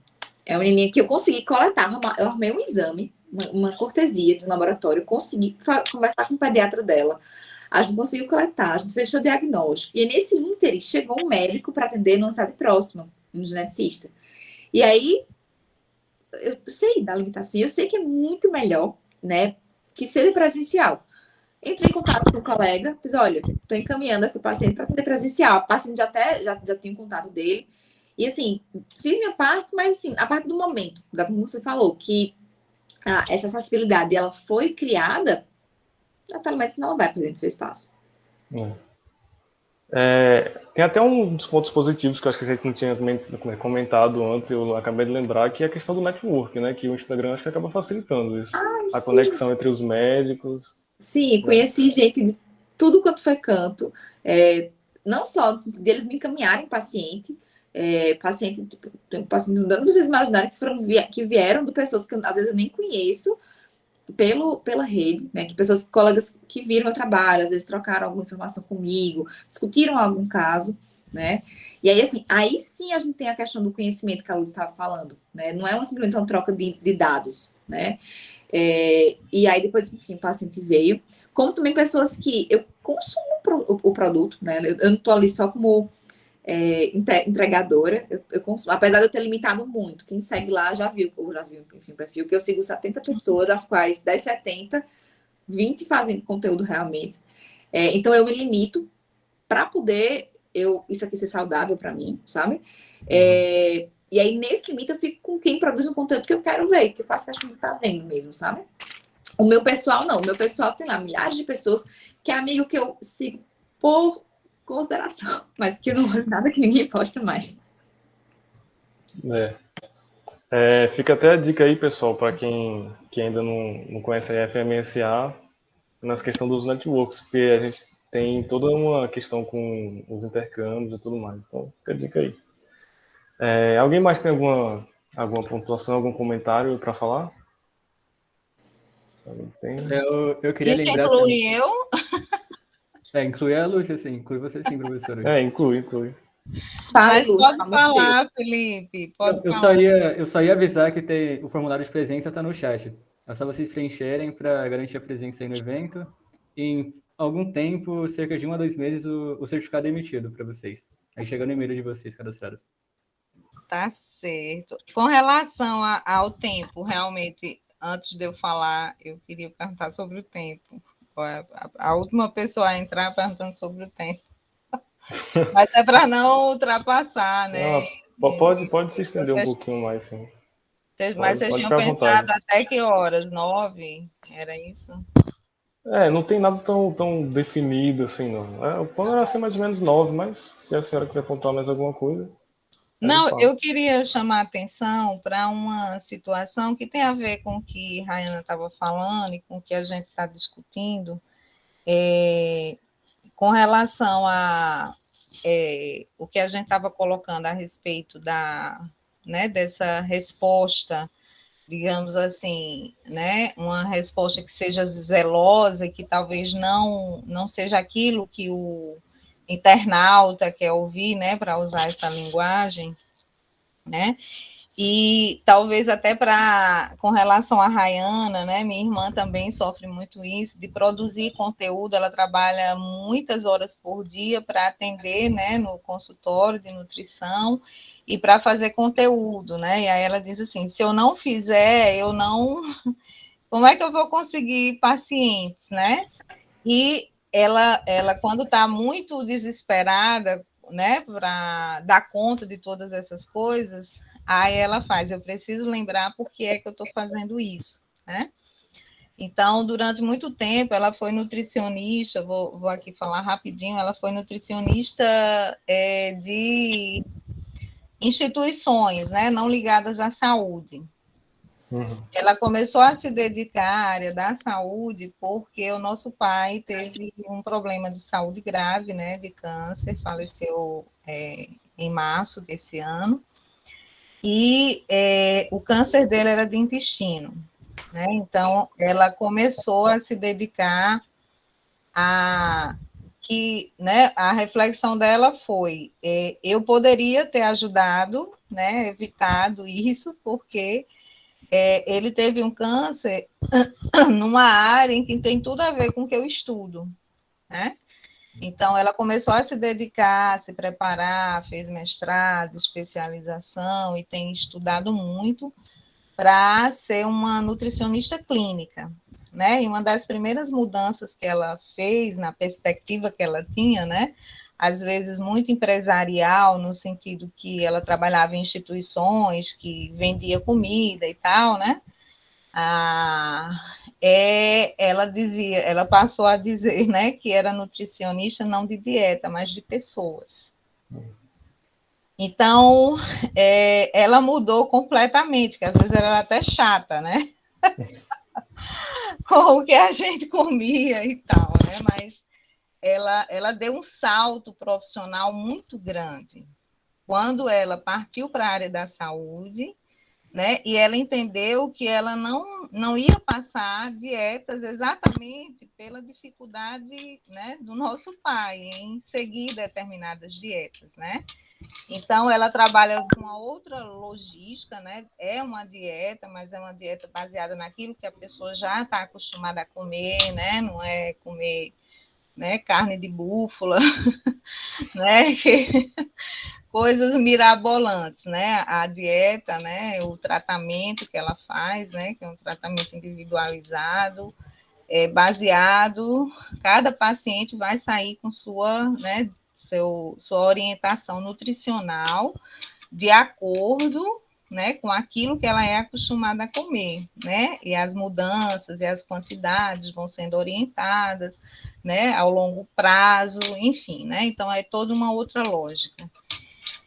E é muito interessante quando ela se descobre, né, como nutricionista de pessoas e não nutricionista de dieta, né? E acho que isso faz toda a diferença. E eu relaciono isso, né, com outras áreas também, como a questão da medicina. E até para falar um pouco aí para a Rayana, né, porque às vezes ela produz muito conteúdo, a minha irmã também produz muito conteúdo e às vezes fica triste porque não, né, não está ali e tal, né? Aí ela lembra, ela faz mesmo os exercícios, né, de repensar a própria prática, né? Ela disse, não, mas eu tenho que pensar que quem viu, mesmo que não tenha sido tantas pessoas, certamente vai seguir, né? Transformar o que eu falei em atitude, né? E aí isso me lembra um texto, a Rafaela não vai lembrar, mas eu trabalho com esse texto já há muitos anos, que é um texto bem curtinho sobre discutindo teoria do conhecimento, e ele fala, o nome do texto é A Complexidade no Discurso das Ciências. E aí ele vai mostrar como que a ciência, né, avançou grandemente em várias áreas, desde a área da comunicação, das tecnologias e a área da saúde, né, porque hoje a medicina avançou consideravelmente, coisas que eram inimagináveis há 30 ou 50 anos atrás, elas são possíveis hoje, né, de uma forma muito avançada, né? E aí ele faz a discussão, né, que esse avanço tecnológico, medicinal, enfim, bélico, inclusive, né, ele não sanou alguns problemas, né? E aí ele vai discutir a própria submissão dessa ciência ao mercado, por exemplo, né, que a gente também não pode desconsiderar que a medicina, em muitos aspectos, tem essa ligação, né, com o mercado, né, seja ele de remédios, fármacos, etc., né, e ele vai falar que esse conhecimento ele está restrito a determinadas pessoas, né? Então, por exemplo, essa alta tecnologia da medicina, por exemplo, quem é que tem acesso a ela? Quem é que tem acesso aos tratamentos mais específicos, especializados da medicina? Né? E aí a gente vai identificar que é um grupo muito pequeno. E aí ele diz, né, que talvez nos falte, além dessa formação técnica, né, seja em que área for, falta também essa formação humanística, né, a compreensão, que é aquilo que a Rayana estava falando, de que quem é você, né, e o que é que você está fazendo, até onde você vai, né, você não perdeu o foco, né? Inevitavelmente, as redes sociais já fazem parte da nossa vida, não tem mais como a gente, né, deixar isso para trás, né? E certamente muitos de vocês vão acabar, né, fazendo conteúdo, interagindo, né? Mas é importante nessas colocações da Rayana e a reflexão com relação ao texto, porque ele vai dizer que o conhecimento faz sentido quando ele é transformado em atitudes, né? Ele vai ser transformado em atitudes. Então, na minha perspectiva, Rayana, tanto para você como Marane, que é minha irmã, né, se essas pessoas que acessarem, né, tiverem mais condições de não digo nem de aplicar, mas de compreender melhor esse conhecimento e transformá-lo em atitudes, né? Seja numa alimentação mais saudável, mais adequada, ou um olhar diferenciado sobre um diagnóstico, sobre uma determinada doença, né? Que está relacionada à genética, à própria família, né? Será mais importante, né? Essas, talvez, nem tantas pessoas, mas desde que essas pessoas consigam transformar esse conhecimento em atitudes. Entendeu o que eu falei? Né? Porque no universo da instagramização, né? Talvez a quantidade de seguidores seja mais importante do ponto de vista técnico daquela ferramenta. Mas mais importante do que isso é que aquelas pessoas, né, de tantas mil, o mais importante serão aquelas 10%, 15% que vão pegar esse conhecimento e transformá-lo, né, em algo palpável, em algo que permita que esse conhecimento mude, contribua para a vida das pessoas, né? Que ele faça ali aquela mudança que é necessário ser feito, ou traga aquela percepção que é necessária existir para que as pessoas vivam melhor, né? Eu não tenho dúvida que o seu conteúdo tem essa boa perspectiva, assim como o da minha irmã também, né? Que está virando youtuber, vive fazendo live, vídeo e tal, né? E, assim, o mais importante, né, é lembrar exatamente, né, que entre tantos seguidores, né, ali tem pessoas que vão estar fazendo esse conteúdo ter sentido. E isso é mais importante do que a quantidade de, né, de seguidores. São aqueles seguidores que vão, de fato, né, seguir as orientações, né, considerar as falas, mesmo que se decepcione, né, por saber que uma comida gostosa faz mal para o seu problema de saúde, mas ela vai prestar mais atenção nisso, isso pode trazer uma vida mais saudável, né, mais anos de vida, e etc, etc. Era isso. Muito interessante. Alguém tem mais alguma coisa a pontuar? Alguém no chat? Pode ser a professora Lúcia, a professora Rayana. E lembrando que a professora Lúcia falou do YouTube, se eu não me engano, a professora Rayana está se inserindo também, né, no YouTube. A senhora tinha Não, eu tenho uma página lá, tenho página pra vocês imaginarem, tipo assim, tem meu nome, mas dá pra produzir, gente, mal dá pra viver do Instagram só. Sim. Não, assim, queria ter tempo de produzir mais conteúdo, mas eu acho que demanda um tempo e um investimento de várias coisas, assim, de habilidades que não sei se é uma coisa que eu quero focar agora, sabe? Tenho outros planos, projetos, e uma coisa que eu ia falar, assim, já encaminhando para as nossas conclusões finais, né? Sim. É que a gente tem que lembrar quais são as pressões que a gente quer se permitir. Que uma coisa é uma pressão de um trabalho, de um seminário, de um material para estudar. E outra coisa é a pressão que a gente, sinceramente, não precisa, né? De produzir conteúdo no Instagram, principalmente esse caso que é para os alunos, tá? Produzir conteúdo no Instagram, de ter seguidores, sabe? A gente precisa disso, né? Eu posso permitir que isso aconteça. Isso impacta na minha saúde mental? Essa cobrança é necessária? Enfim, acho que esse é um recado que eu queria deixar. Perfeito. Acho que serve para todos nós, mesmo quem não está na área da saúde, né? A saúde mental realmente é muito importante. Assistam o Dilema das Redes, eu vou botar aqui no chat, tá? Tá certo. O Dilema das Redes. Mais alguma consideração final de vocês duas? Acho que é isso. Só lembrando esse negócio de pressão, fiquei bem... Acho que é estressada. Eu não sei se a palavra é estressada, mas tipo, bem sobrecarregada, talvez, com o volume de coisas que eu assumi por conta da pandemia. Esse negócio de Instagram, mas de rede social, de tudo ser mais fácil agora, a vontade é querer abraçar o mundo com as mãos, pelo menos foi a minha. Sim. E, gente, eu tinha live todo dia. Eu chegava, trabalhava 12 horas, todo dia eu tinha ou uma live ou uma aula para dar e para assistir. E, assim, chegou final do ano passado, eu tava assim, ó, sobrecarregada.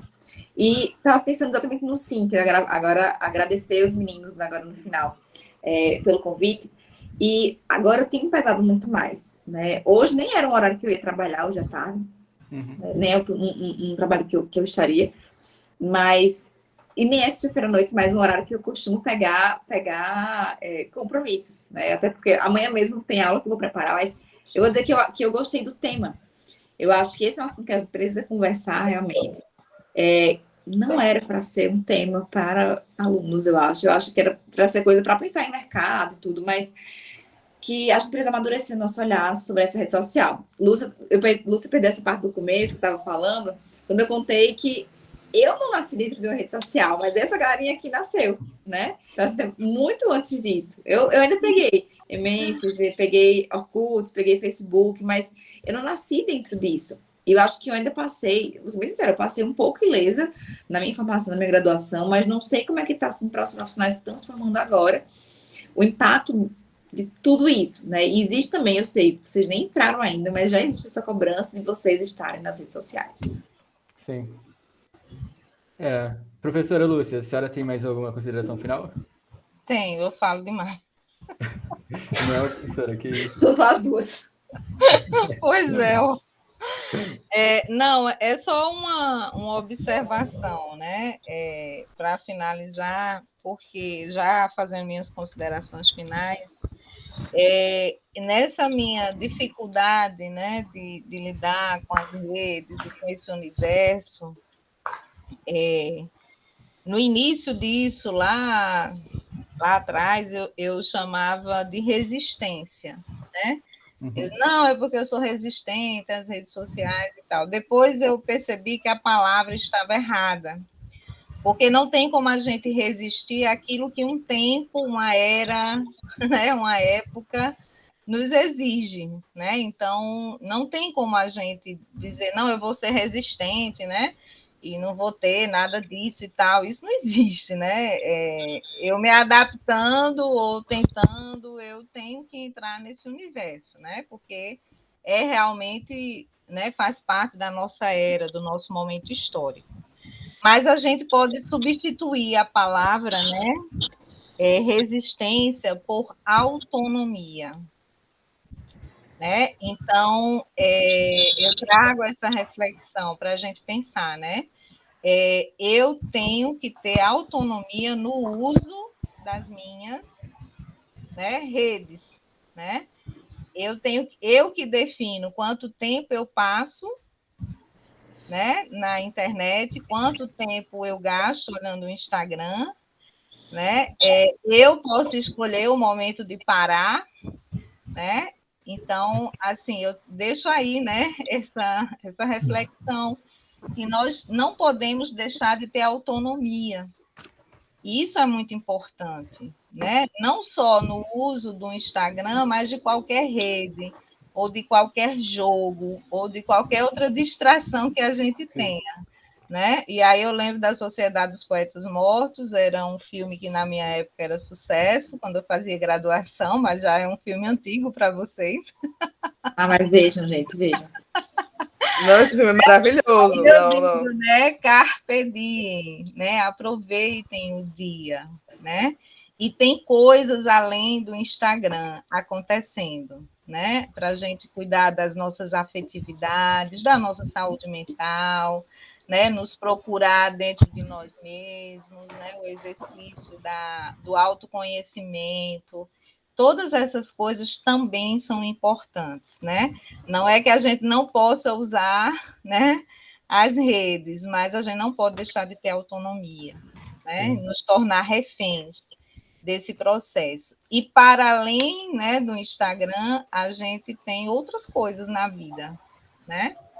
E que elas são tão importantes quanto, né? E aí desejo tudo de bom, experiência muito boa estar conversando com vocês, né? E aí, amei. Foi ótimo. Eu vou puxando aqui agora para a última chamada de considerações finais. Não, já dei encerrado. Me mandem na caixinha agora. O arroba da professora é Janete Granho, né? Da professora Rayana, no Instagram, caso alguém queira conhecer o trabalho dela, com divulgação de conhecimento, informa um pouquinho sobre genética, sobre algumas síndromes, etc. Agora, encerrando já, enfim, eu gostaria de agradecer muito vocês duas professoras, você, professora Lúcia, você, professora Rayana. Foi muito legal mesmo a palestra, a conversa, a mesa redonda, muito bacana.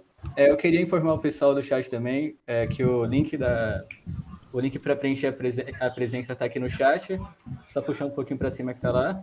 Eu queria agradecer vocês também pela presença. Novamente, obrigado, o debate foi muito enriquecedor.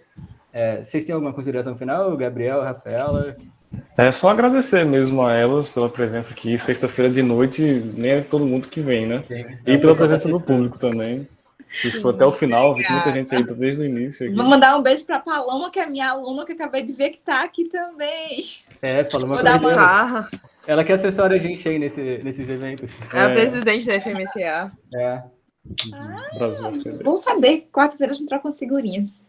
Ótima iniciativa de vocês de trazerem essa temática, né? Muito bom mesmo. Precisamos falar sobre isso. Sim.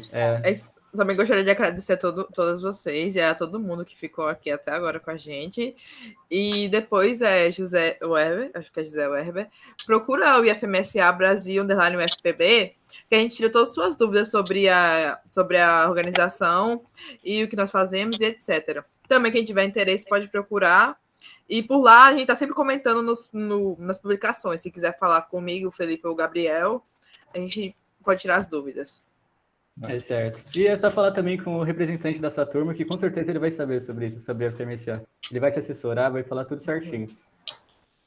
Então, é isso. Muito obrigado novamente para vocês duas. Tá, obrigado para o joia. pessoal que participou. Muito legal. Boa noite, gente. Obrigada. Boa noite. Boa noite, bom final de Boa noite pra todo semana. mundo.